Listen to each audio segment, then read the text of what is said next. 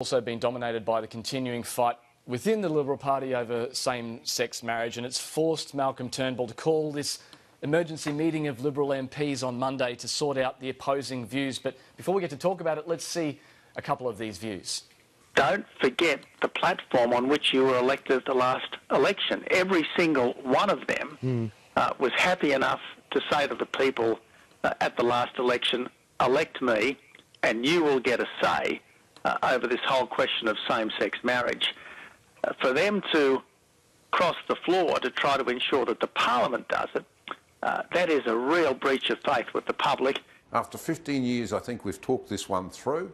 Let's kick it into the goal, one way or another, whatever the outcome might be in the vote, and we move on to others that we have to discuss. Senator Hume, what's going to happen on Monday?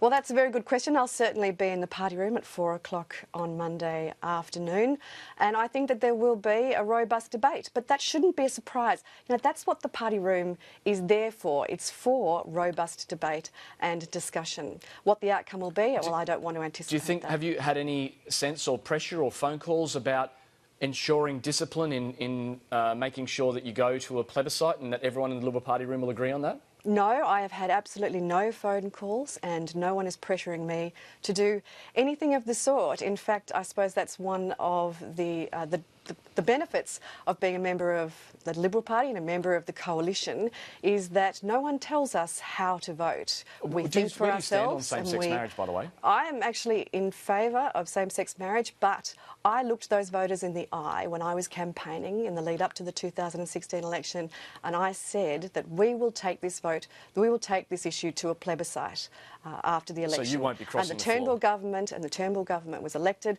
with that mandate. It's in fact the Labor opposition that prevented us having that plebiscite and has prevented us having marriage equality or same-sex marriage today. And so you won't cross the floor?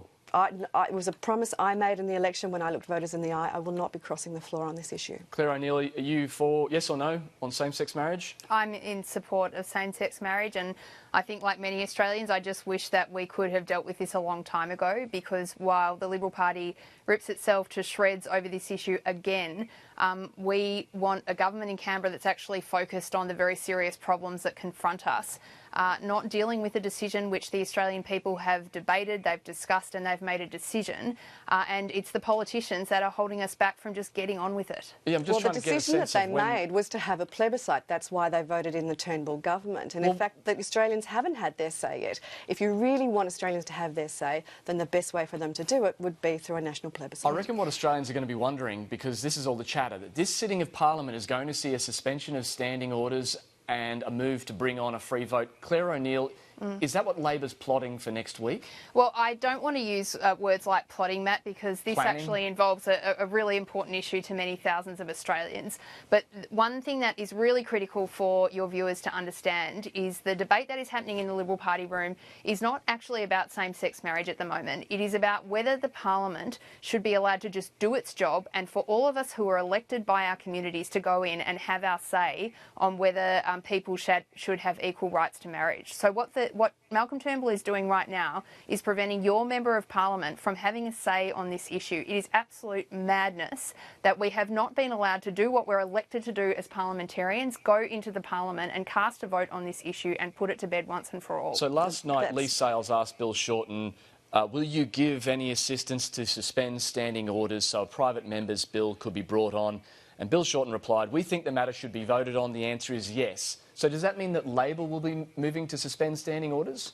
I don't know. For somebody else to do it? I think trying to predict where this is going to land is folly, Matt. I would just say that if Labor's planning it, then you can just tell me and we'll know. Well, obviously, Matt, we need to see what the government's going to do. As you would be aware, we're not able to get a suspension of standing orders through the lower house unless a range of people on the other side of politics come and cross the floor and vote with Labor. So it's obviously going to depend on what the government decides to do. true. So but you can might I wait just until say after the Liberal that meeting on Wednesday to canvass we're not their trying to play numbers. political games with this. I actually just want people to understand genuinely we want marriage equality to be a reality. We want that to happen because many thousands of people are waiting for this basic civil right to be theirs, but also because the public want us to get on and deal with the very significant problems facing the country. So Labor is going to do next week whatever we need to do to get this across the line so we can move forward. Okay, so just before we run out of time, just if I could just get a quick summary for both of you, what you believe the chances are of sorting out this issue